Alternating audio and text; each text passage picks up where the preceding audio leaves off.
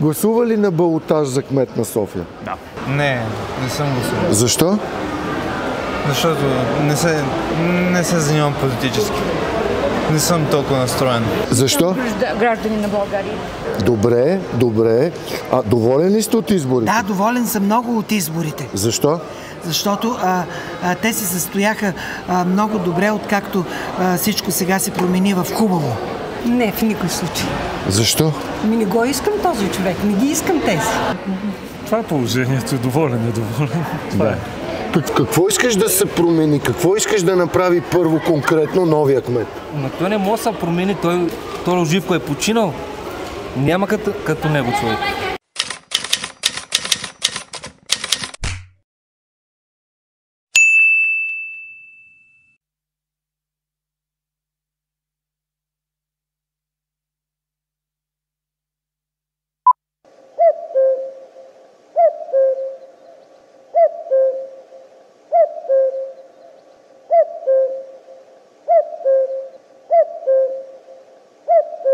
Здравейте, уважаеми българи! Започваме новите 45 епизода, изпълнени с надежда за бъдещето и с трепет в сърцето, в очакване най-накрая да се разреши най-големият проблем на София – паметникът. Вече сте избран за кмет, затова искаме да чуем още веднъж какво ви е намерението. Всичко, с което може да се съдейства, въпреки че то вече не е в ръцете на кмета, ще бъде направено, за да може този паметник да бъде преместен. Олеква ми вече. Вижда му се края на тая мъка софиянска, софийска. Ще се оправим.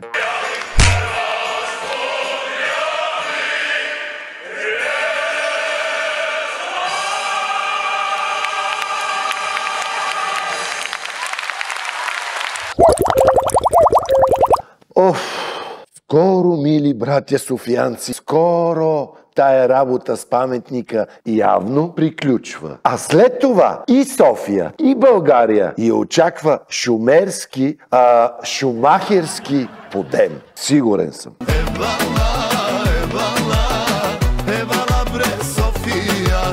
Важното е да имаме самочувствие. Пък другото... Следващата причина да срещаме неподходящи партньори е да си дадем сметка каква е нашата самооценка. Ако самооценката е нестабилна, ако има тенденция към ниска самооценка, ако има склонност към перфекционизъм, ако има склонност към постоянно критикуване на самите себе си, тогава е време да се обърнем към себе си и да работим върху своята самооценка. Наталия Кобилкина, човека, който знае всички отговори за хармоничните, стабилни отношения с втори развод. Какво се обърка? И за мен самата беше изненада. Самооценката е важна. Това е. Колежката и го каза в началото. Много хора мислят, че развода е провал, това е едно и също. Но за мен развода това е винаги нова врата, нова възможност и това е често правилна стъпка. Имах си аз да си признае, че е грешка.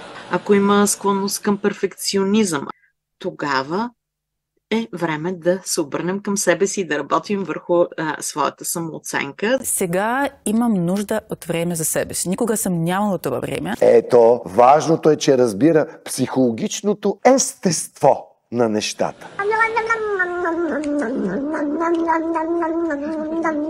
Така е. На мен ли го казваш? Зигмунд Фройд пасти да яде. Правилната самооценка е много важна. Дами и господа. Важно е, че има кой да съветва българските жени за правилният избор и самооценка. Съветници бол, дами и господа. Имаме си всякакви. И за мъжете си имаме съветници, разбира се. Особено от тия по северозапада. Пенсионерите. Предимно. Че дори среда, четвъртък и петък, когато трябва да има заседание, знаеш какво се работи? Седиш, излиза един и ти вика: ти си най-големия буклук, ти си крадец, ти си агент. И излиза друг и казва: не, господине, не сте прав. Той е много по-голям буклук, отколкото си представяте. И ти седиш и някой път ти да им отговориш, защото има какво да му отговориш. Защото някой от тях са от 20 и повече години там, аз примерно съм от 2, даже няма 2. Обаче ако излезе да му отговоря, значи това цялото време ние седиме и текат заплати. И той, ако аз излезе да му отговоря, още повече време ще мине, в което нищо не е свършено. А накрая трябва да има едно нещо, примерно цял ден има, в който трябва да решим едно нещо. И самото това нещо се решава за 5 минути. Така че даже и много по-малко минава. И ако нещо се работи... Сигурен съм, че го е снимал това в неделя. Трябва да е било почивен ден. Депутат е все пак. Депутатин. Важна е самооценката, уважаеми. Нали ние все пак за това говорихме? Аз не съм политик и никога няма да бъда. Това е едното. И другото, което е, пак е отрицателно, аз не съм певец и никога няма да бъда. Така де, реална самооценка. Кое от двете ще обърнеш в положителен смисъл, за да разбера аз ти кое предпочиташ? За да бъдеш певец, трябва да умееш да пееш, да познаваш нотите и да имаш гласови данни. И нямам самочувствие да кажа, че аз съм певец. Никога няма да бъда, най-вероятно също. А за политик най-лесно е да се каже, аз не съм. И мога да го кажа. Само, че знаеш ли каква е реалността? Реалността е, че аз от 2 години се занимавам с това. 2 пъти съм побеждавал Бойко Борисов. Добре. Не е певец, но е политик. И реалността я обясни много добре на местните селяни. Исках да кажа, на пенсионерите в селото. Ясно беше. It's clear. И ние го разбрахме и приемаме самооценка. Всеки сам си преценя все пак. Напрежение в управляващите партии и намек за край на управлението. Лидерът на ГЕРБ Бойко Борисов с гневни думи към правителството. Да си мерят приказките ще мине неделя, ние тогава ще решаваме. За мен сглобката в момента не съществува. Аз просто вече нямам време. Остана ми половин живот и всички. Развод ми дай и повече не ме мъчи. Аз не виждам смисъл да се срещам повече с тях. Уважаеми, добре, че минаха и тия избори, че какво ли не се случваше около тях този месец. С пълнолуние посрещнахме изборния ден. 2 дни след това посрещнахме Денят на будителите с Хелоуин.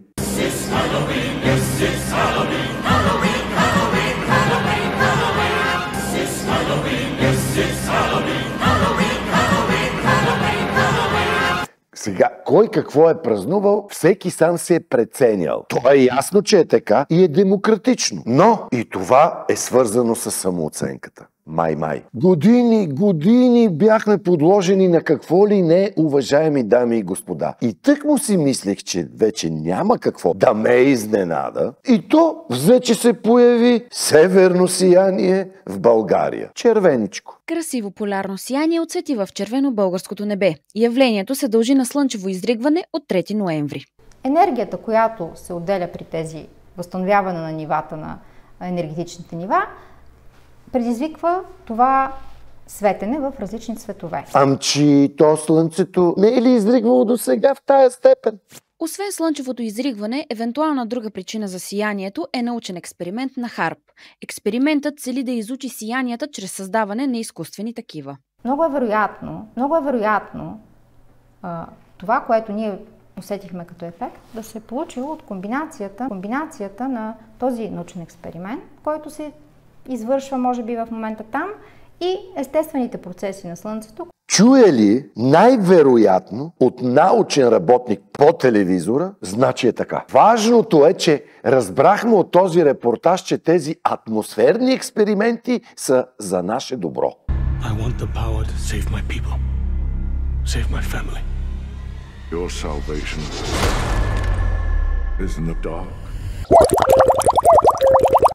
Да. Ако изобщо вече правим разлика между добро и лошо. Той още Ботев си го е казал човека преди век и половина за политическата зима. Че излизане от нея нема. Това е на модерен депутатски език. И че ако погледнем с слепите си очи по главите на мъдрословесните ни патки, ще видим, че са се захванали отдавна там различни литературни зеленчуци, всякакви политически бурени и всевъзможни научни и билки. Това Христо Ботев го е казал. Но да оставим Ботев, той не е интересен, не е модерен вече. Защото използвал сатирата си не да усмива народа, а тези срещу него. Просто не е бил политкоректен. Остаряла му е работата. Друго си е да си направим селфита, да си се подиграваме така нон-стоп на себе си. Ако има склонност към постоянно критикуване на самите себе си. Откакто Алеко Константинов, щастливеца, написа Бай Ганьо преди 130 години,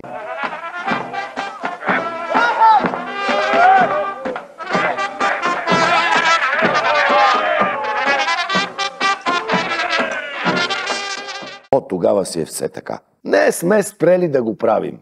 Ако има тенденция към ниска самооценка, ако има склонност към перфекционизъм, ако има склонност към постоянно критикуване на самите себе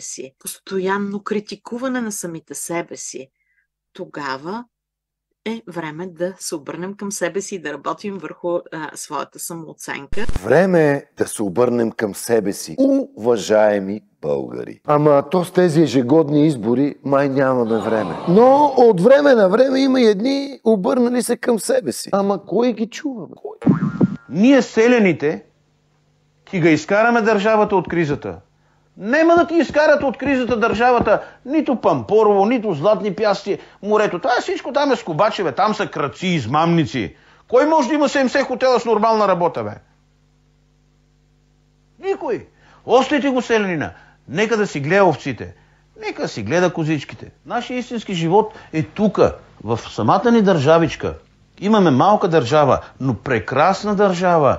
Имаме при нас в село Катунци страхотно вино. Не е реклама. Истина е, да знаете. От рекламата не продава. Вкусното продава. Имаме страшен боб. Страшни картофи. Праскови там Сливен нагоре. Колегата Лечков къде беше? Какво? Жита. Страхотни. Какво искаме, бе? Море. Приказка. Вие знаете ли, че цяла Европа има 3 пръста земя, бе? Отдолу е скала. В цяла Европа, някой нека да ми изкаже на мене, къде има чешма да пийните водичка, бе? А ако не остават селяните да се движат и да работят както трябва, тази държава друг не може да ги изкара от криза. Имаме едно селце тук, село Златолис. Води ми се, кмет съм на това селце, защото са 18 човека в селото. 12 баби и они са набор, да кажем така, 1912 и 13 година. Се правят на така финансов контрол. Хей! Каков хей, бе? И го проверяват тази жена и викат, бурканите, вика, не са издържани към хей, към тия там, мярките, дето били по Евросъюза. Какъв Евросъюз, бе? Ма тия буркани, такова сладко в Евросъюза, они не може да направят. Но внучето няма да дойде повече. Прасето ке узаконим хуманно. Какви са тия? Ток ке му пускали, инжекция ке му... Това такива простащини аз не мога да разбера. Нека се съобразяват с нашия народ, с начина ни на живот. Нашия начин на живот. Това са традиции при нас. Ако искат да не унищожат като държава, нас турците не са не унищожили 500 години. Ние ке унищожим Европа. Не уни нас. Повече няма какво да коментирам. На всички имигранти стискам ви палци, приятели. Белки малко поне нещо да се дръпна в тази държава и се приберете насам. Но дайте да се занимаваме с истинските българските проблеми днес. Все пак местните избори минаха, кметските исках да кажа, но те са си местни. 2023 година сме. Има ли проблем на столицата, за който вие научихте по време на кампанията, за който не сте подозирали? Да. Имахме среща с представители на таксиметровите шофьори. Оказа се, че нещо, което не знаех, че стоянките, официално обявените като брой са 6000, а те са значително по-малко. Това са, знаете, презастрояване, детски градини, канализация и водоснабдяване. Вече не вече, отдавна, обществените тоалетни са разпродадени. Има хора, които не излизат от вкъщи, защото трудно могат да намерят тоалетна. Уважаеми българи, оказа се, че май селото мисли да спасява държавата. България. А градът си гледа осветлението и тоалетните. А и паметниците, разбира се. Или аз нещо не съм разбрал. Попитах и вас за проблемите на София, разбира се.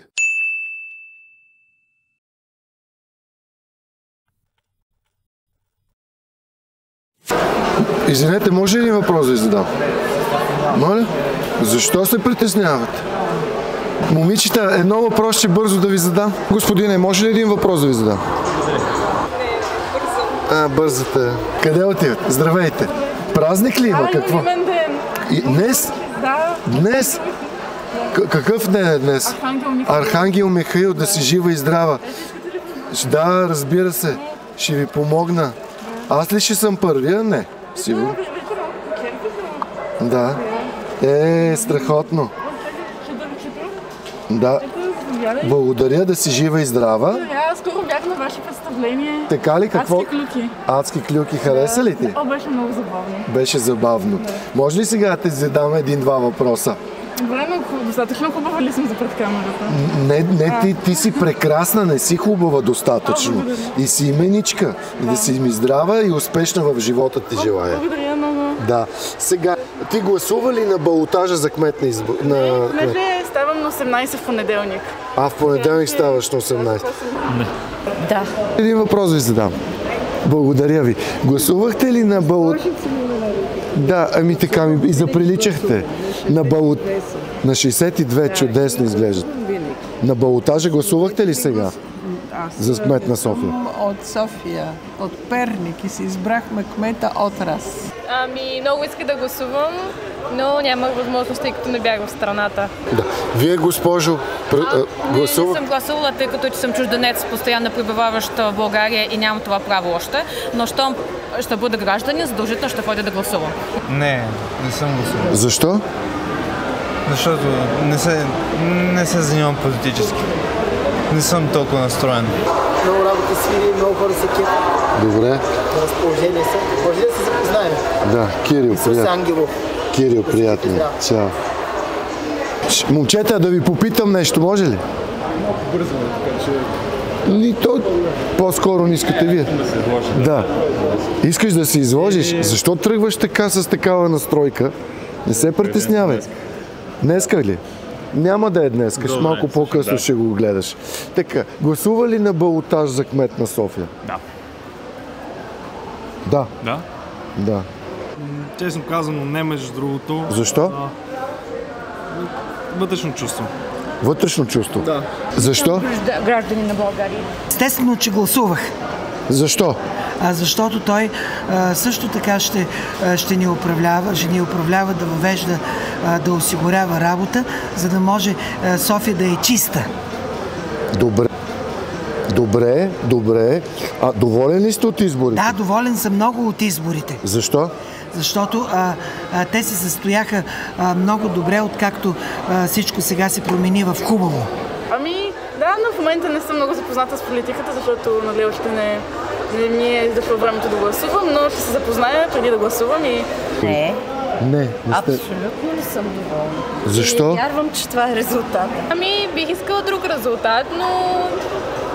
нямаме много мнение. То нямаше много голям избор. Да. Не особено, макар че според мен когото и да се избере няма да е правилна опция. Не, в никой случай. Защо? Не го искам този човек, не ги искам тези. Това е положението, доволен. Да. Съм доволен. От резултатите. Да. Доволен сте. Да. Видимо, работите в чистотата, нали? Да. За чиста София. Чиста София, не сме от София, ние. А спасявате ли София? Като чистите София? Да. Чудесно. А гласува ли на балотаж за кмет на София? Не съм от София, господине. Точка. Кое е най-важното, което трябва да направи новия кмет? Конкретно нещо. Да ви кажа, не мисля, че който и да може да промени каквото. Просто цялата обстановка не виждам как може да се промени. Години всичко е туш долу. Мърсотия, корупция, транспорт, абсолютно всичко. Значи, ето мога да кажа, че инфраструктурата в центъра, не чак толкова в кварталите, защото имам внучка тук, която майката не може да излиза с количката, да мине по тротуари, защото на самата центъра на тротуара има стълбове. Тук, например, моята майка не мога да я изведа заради 10 стъпала, които ми искаха 6000 лева, за да се направи някаква, и то съгласие от всички живущи, някаква приспособление да може да излезе. Надявам се най-малкото първо да оправи пътищата и според мен много повече да се вземе на сериозно всичките нови строителства, защото става вече конкретно нетърпимо да няма никакви паркове, никакви градинки, нищо, всичко е в нови сгради. Те са празни, продават се на безумни цени, детските градини са пълно, всичко е пълно и няма място за нищо. Вашето желание? Бях искала, като много пътувам и обикалям целия свят, бях искала в София да има повече места, където чужденец да дойде и да му покажеш. Имам иначе центъра, който за 1 час да обиколиш и повече няма какво да покажеш в София. Иначе искаш като повече места, където да покажеш колкото е богата българска култура, колко хора са гостеприимни, каква вкусна кухня. Иначе в центъра покажеш и това е. Няма какво повече в София. Такава статистика, най-интересните столици из Европа и София е на столицата, която спиш, че няма нужда да отделиш за София повече от 1 ден. Това е най-скучната столица в Европа. Очаквам да подобри ситуацията, както и пътищата и трафика, и да бъде по-добре като столица и развитие. Ами на първо място, може би при мене, което ме вълнува, са детските площадки и бездомните кучета по парковете. Добре инфраструктурата, може би. Което се прави, но трябва да се забърза според мен. Подсигури на строителните работници работа, поради което сега работят по европейската програма. Добре. Какво искаш да се промени? Какво искаш да направи първо конкретно новия кмет? Но той не може да се промени, той Живко е починал. Няма като него човек. Не знам, аз като шофьор инфраструктурата не ми харесва, няма къде да си паркирам колата. Това е доста неприятно. Може би ще сета още неща, така пред камера ми е малко неудобно. Не се притеснявайте. Да престанат да се занимават с миналото, а да видят нещо по-настоящо, нещо по-съществено за сега, за града, за хората. Общо казано да се подобри градската среда. Градската среда. Добре. Първо място да се направи цялостна промяна в закона за презастрояването на сгради, защото в крайна сметка по сегашния закон трябва да има минимум по 3 метра. Само че това не се спазва като цяло никъде. Естествено трябва да се приключи с ремонта на ремонтите, защото не може през няколко месеца да се сменят плочки или основни настилки в центъра на София, а и в кварталите. И не на последно място да се обърне малко повече внимание на градоустройството на по-крайните части на София. Аз 12 години живея тук. Аз съм от Италия. Виждам град, подобрих се доста. Аз видях за транспорти. Ако трябва... Кое е за вас? Кое е най-важното, което вие искате да се... Въздух. Това въздух. Въздуха. Може по-малко коли, защото транспорти работят добре. Може център да е без коли. Според мен няма смисъл. Така е тенденция навсякъде в Европа. В Италия центъра без коли ли? В Милано не. Има коли, има по-малко. Те само, които са регистрирани, вече могат да... Добре, последни 2 въпроса. Празнувахте ли Хелоуин? Не, аз не съм по такива неща. Не. Защо? Много бих искала, обаче пак не бях в страната, бях се при баба и дядо, те така по-консервативни. Иначе празнуваме. Ами, бях в Америка тогава, така че ми се наложи да го празнувам. Защо? Какъв е този празник? Български ли е? Не е български. Не мога го празнувам. Ще си празнувам българските празници. Това просто тия просто няма как да се занимавам с него. Добре. Защото съм будител, учител. Защото съм българка. Ден на народните будители. Аз се занимавам с книгоиздаване и това е по-важно за мен. Да. Защо? Беше забавно, не защото смятам, че този празник трябва да бъде български. Не се е намерил с кой да ти кажа наистина. Ако имаше някой да предложи, примерно 7 на по чашка, ето повод е. Ами, защото сега съм заед с творческите задължения, готвя се за коледния бизнес, рисувам нови коледни картички с нова коледна композиция. Добре, а празнува ли Хелоуин? Не. Защо? Не съм искал. Не. Защо? Не е български празник. Да, ами тук... Значи ти ония ден си била в Америка допреди няколко дни? Да, се върнах. Вчера. Вчера? Да. Къде беше в Америка? В Флорида. Флорида? О, на топло? Да. Добре. Ти какво казваш? Празнува ли там Хелоуин? Ами да, там празнувахме, обаче тук се празнува Деня на будителите на 1 ноември. Много ти благодаря за този отговор. А знаеш ли какво се празнува на Хелоуин? Какво празнуваш ти на Хелоуин? Принципно на Хелоуин е за да се изгонят злите сили, което е общо взето, мисля, че беше поставен в Шотландия, Ирландия там като... Да, и това е самата цел, да се облечеш, той е на католиците празники. А сега, ако ми кажеш един будител, направо ще те цуна. Ами, Паисий Хилендарски, примерно. Благодаря ти много, да си жива и здрава. Знаеш ли какво празнуват на Хелоуин? Си свети, което е някакъв светец, уж там... Не знам, то е западноевропейски празник, но... Християнски ли е? Ами не. Сигурно солидарност към братите американци, не знам точно. Солидарност към братите американци. Ами, знам, че се обличат костюми. Такива работи. Какво се празнува, точно не знам. Ами, това е просто такава извръст. Какво? Извратено. Извинете. Край на краищата българския народ е първия народ, който взима източното православие. Значи в нашата религия, без да съм религиозен човек, това не е също. Смъртъвците не ми се занимават.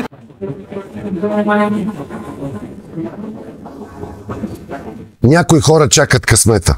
Смелите го търсят. Това беше всичко от епизод 46 на Киронично. Нека аз бъда вашия избран, а вие, моите кметове.